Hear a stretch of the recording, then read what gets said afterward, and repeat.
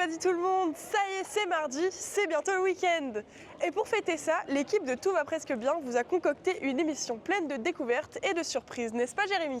Tout à fait Charlotte, en partant de paniers repas gratuits pour les étudiants, à notre rencontre insolite avec une collectionneuse de chaussures, sans oublier un grand plongeon dans l'univers de l'urbex, restez avec nous, ça vaut le détour. Pour commencer, parlons d'un bon plan qui va ravir les étudiants et leur porte-monnaie. Des paniers gratuits anti-gaspi afin de bien manger sans exploser le budget. Une initiative signée Happytalk, une application dont l'objectif est de lutter contre la précarité étudiante en proposant des paniers repas gratuits et des offres culturelles.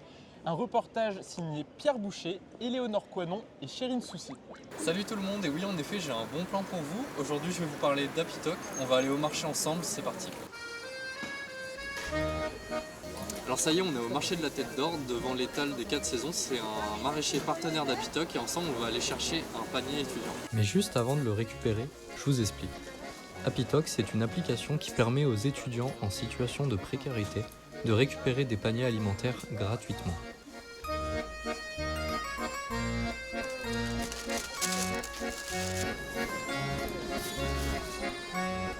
Moi c'est Julia, je travaille au marché depuis maintenant 2 ans et demi et voilà, c'est un boulot qui me plaît beaucoup. Donc on a décidé d'utiliser l'application Happytalk parce que ça nous permettait de faire moins de gâchis. On a beaucoup de gâchis au niveau du dépôt, donc c'était très conséquent comme perte et on voulait en faire quelque chose en fait. Après avoir récupéré mon panier avec Julia, j'ai pu rencontrer une étudiante, Chérine, qui avait visiblement le même bon plan que moi.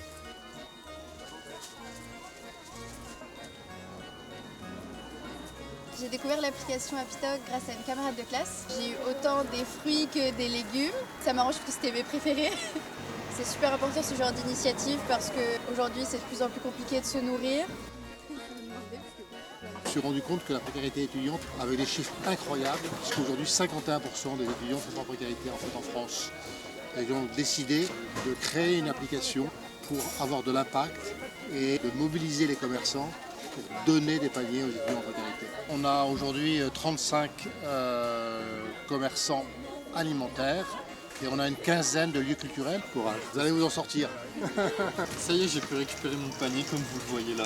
Donc j'ai eu plein de choses, des fruits, des légumes, donc des poireaux, des bananes, des mandarines, des oignons. C'est super parce qu'en tant qu'étudiant, on a rarement le choix de pouvoir s'acheter tout ça. Et là, on va pouvoir cuisiner équilibré et diversifié. Salut et à la prochaine pour le prochain bon plan. Une bien belle initiative. Et pour rester dans les sujets qui font plaisir, passons à une passion un peu plus surprenante, vous allez le voir. Exactement, nous partons maintenant à la rencontre d'une collectionneuse de chaussures qui, croyez-le ou non, pourrait ouvrir son propre musée. Une marque qui ne déçoit jamais. Elles sont toutes décevantes.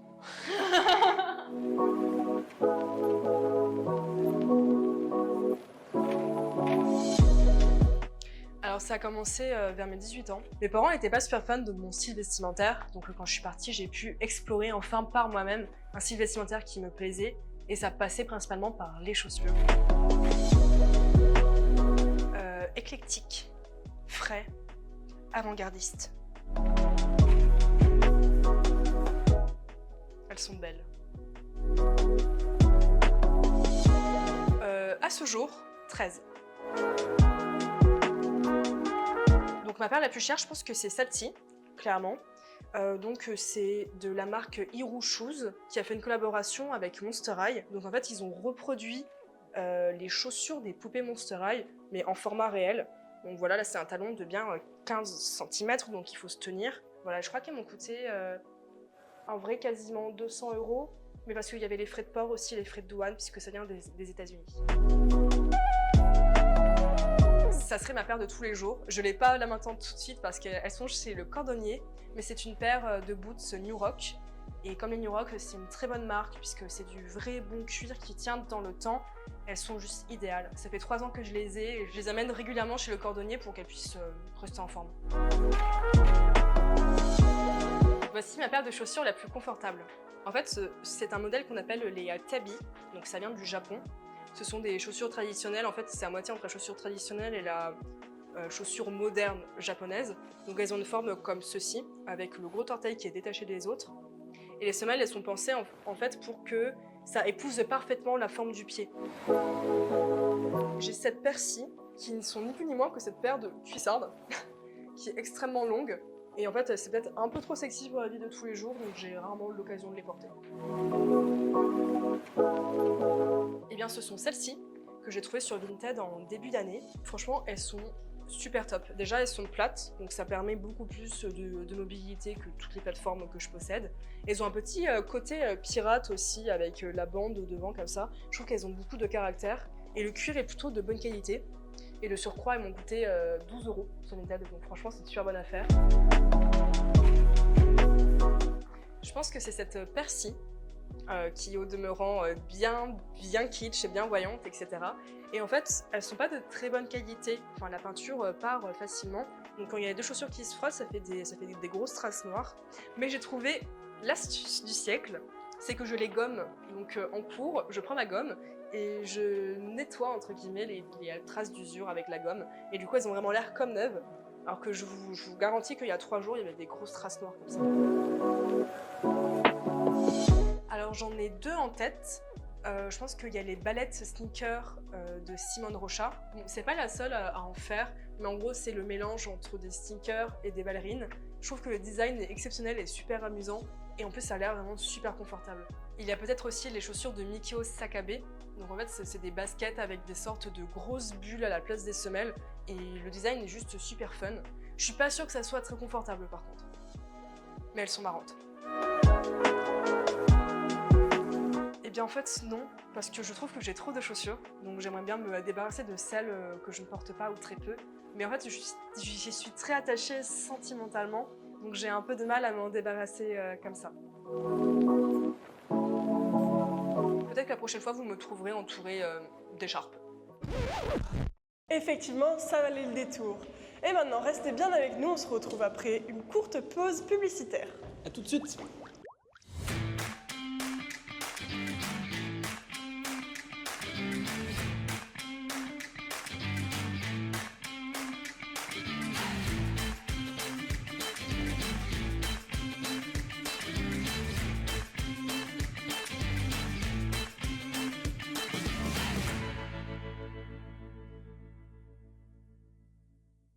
Merci d'être restés avec nous et bienvenue à ceux qui nous rejoignent. Place désormais à un sujet qui fait largement débat aujourd'hui, la désinformation à l'ère des réseaux sociaux et de l'intelligence artificielle.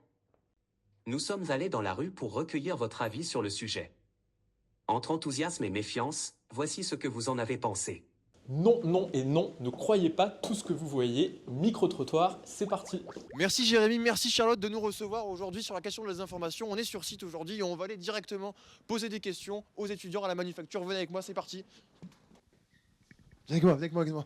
Bonjour, qu'est-ce que vous faites ici? Comment est-ce que vous vous informez, vous, dans la vie quotidienne? Je sais pas lire, moi. Ok. Du coup, je regarde la téloche. Donc on est aujourd'hui avec, comment tu t'appelles? Fénicia. Et Dan. Fiona. My name is Michal. Michal, nice to meet you. Hugues, enchanté. Hugues, aujourd'hui, comment tu t'informes toi aujourd'hui? Par le vent. C'est-à-dire? Je regarde des médias indépendants, Mediapart principalement, et surtout sur des plateformes comme les réseaux sociaux. Je me renseigne via les réseaux sociaux, et plus particulièrement via X. Je suis abonnée à peu près toutes les apps des médias, soit Le Monde, peu importe où, même ces news, je regarde tout pour comparer. Avec moi. Salut, ça va? Ouais. Est-ce que vous avez deux petites minutes? Ça dépend. Par exemple, en parlant d'informations qui viennent d'un journal, regarde, j'ai un article à te montrer. Qu'est-ce que tu penses de ça? Qu'est-ce 7 € à une femme sur internet? Mais non. Ça me paraît un petit peu trivial. En fait, déjà, ce qui m'interloque un peu, c'est l'escroquerie de 7 €. Et je trouve ça un petit peu bizarre que ça fasse l'objet d'un article. Ça me fait vachement penser à l'histoire avec Brad Pitt. Ouais. Et Anne. Avec Anne, et ça me fait marrer, ouais. Ça t'évoque ce titre de... Ah ouais, comme ça là je sais pas, qu'est-ce que ça m'évoque, C'est pas beaucoup 7 € quand même. Je pense que je cherche même pas à y croire ou pas y croire, je pense que tu t'en fous. Ça m'intéresse pas, ouais. Comment? Non mais ça m'intéresse pas. Mais on marche en même temps, vous allez quelque part. Je vous connais, vous êtes... Non mais je vous connais, j'ai pas Vite, on le fait. envie de vous parler, On le fait vite, s'il vous plaît. Je vous vois là, on vous voit. Monsieur, s'il vous plaît, 2 minutes. It's a fake. Clovis Cornillac is a French personality that have like he managed to get 7 euros from. It's about AI. So he did some fake Brad Pitt images from AA. En fait, on allait parler d'intelligence artificielle. Est-ce que ça vous parle, l'intelligence artificielle? And it was like a big scoop recently in France. And this is what we're talking about. It's like how... Je suis plus intelligence émotionnelle quand même. Par Ok. contre là je vois que dans ton petit cœur ça saigne. Salaud va. Hello mom and dad. Oui, Oui, bah, moi toute ma famille me met en garde parce que y a Will Smith qui m'a écrit et qui m'a dit qu'il allait me faire un tour de Bugatti Veyron. Et du coup là normalement je vais à Las Vegas là dans 2 jours. C'est pourquoi C'est pour la télévision. Ok, Arthur.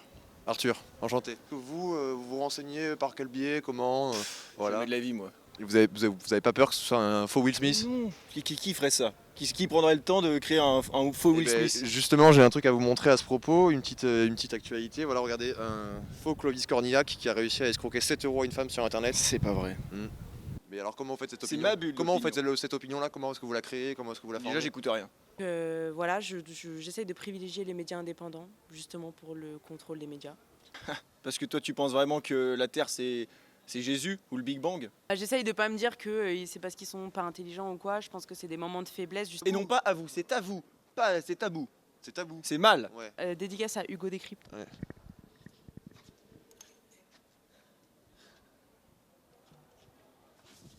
Tu me suis, Jérôme? Ah oui. Ah, il est vraiment bizarre. Ok, d'accord. Bon, allez, on y va.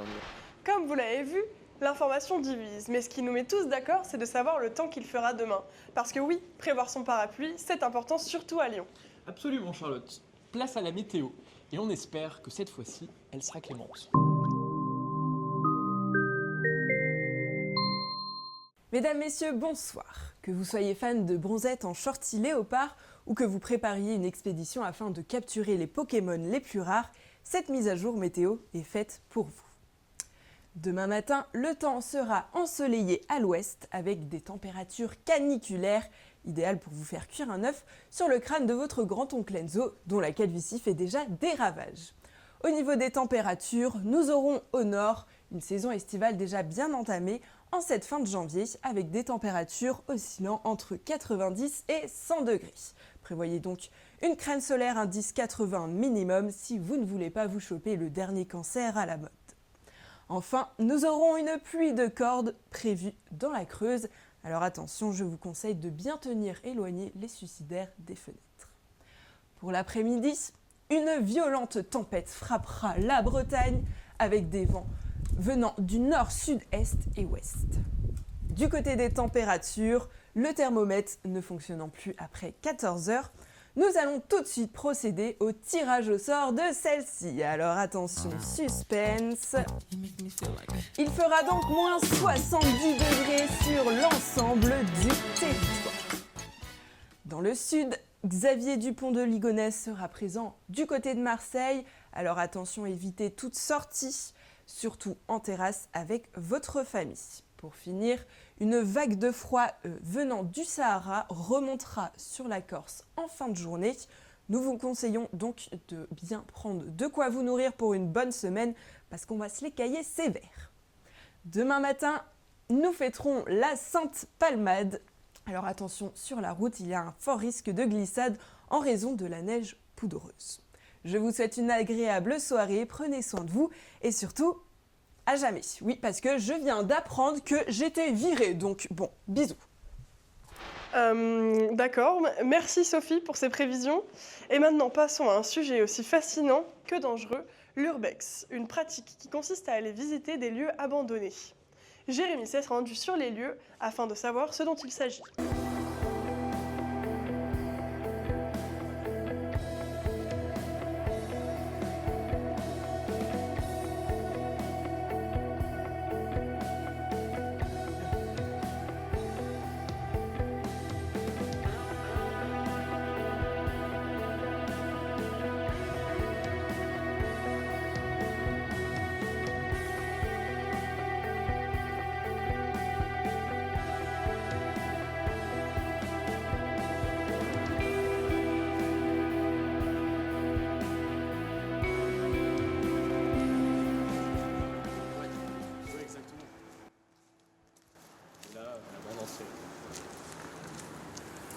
est-ce que tu pourrais me parler un petit peu de l'histoire des lieux? Bien sûr, Jamy, ici on est au Fort de Loyasse, donc au plein cœur du 9e arrondissement.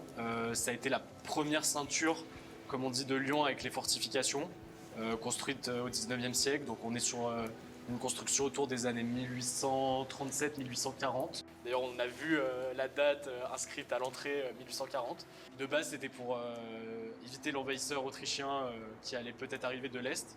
Donc ça faisait partie de toutes les fortifications qu'il y avait. Et depuis quelques années maintenant, je ne pourrais pas le dire exactement, mais c'est un grand lieu de l'Urbex, l'Urban Exploration à Lyon. Voilà, l'exploration urbaine, et c'est un lieu super. À 20 minutes du Vieux-Lyon, la colline de Fourvière renferme un lieu unique, regorgeant d'histoire. Le fort de Loyasse a servi de prison durant les 2 guerres mondiales. Démilitarisé en 1947 après sa dernière utilisation par les nazis, il continue aujourd'hui de faire rêver les passionnés d'urbex et de graffiti. On peut faire un graphe là.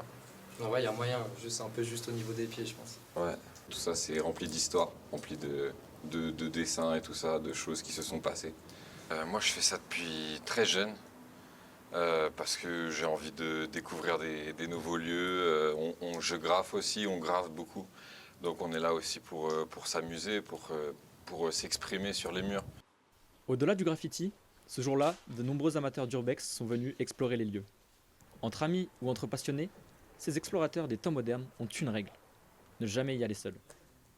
Mais avant tout, l'urbex est une quête de liberté. Ici, il n'y a pas trop de règles, tu fais ta vie et c'est tout. Et pour nous qui venons, je pense, de la campagne aussi, c'est une façon de retrouver dans la ville un endroit de liberté où tu fais un peu ce que tu veux. Genre. Liberté, mais aussi convivialité. Des soirées de musique électronique appelées calage sont organisées au Fort Loyasse. Et même des barbecues s'y invitent lorsque le temps s'y prête. Malgré les risques de la pratique, l'exploration urbaine compte de plus en plus d'adeptes qui s'aventurent dans ces lieux abandonnés.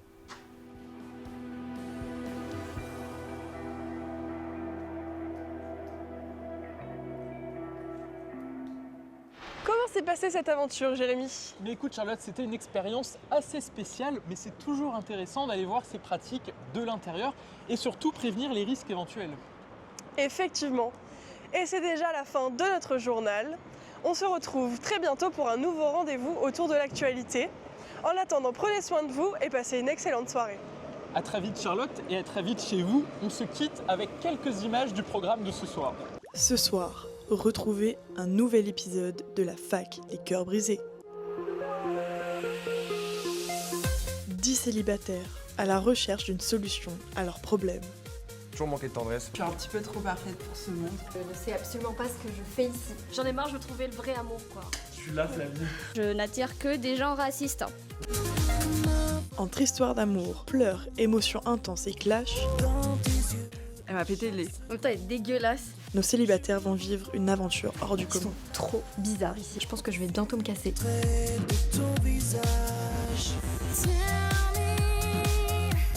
Il y a un mec qui a osé date ma crush tout à l'heure. Ça te fait plaisir. Pardon, là, mais personne n'a vu Enzo, là? Non. Non. Je m'en suis occupée. Je vais vous proposer de vous dessiner comme vous le voyez. J'ai fait bien sûr ma signature. Là, c'est mon gigafiac. Moi je vote Pierre. Pardon, votre. Ma crush, moi. Ça, c'est les cadavres.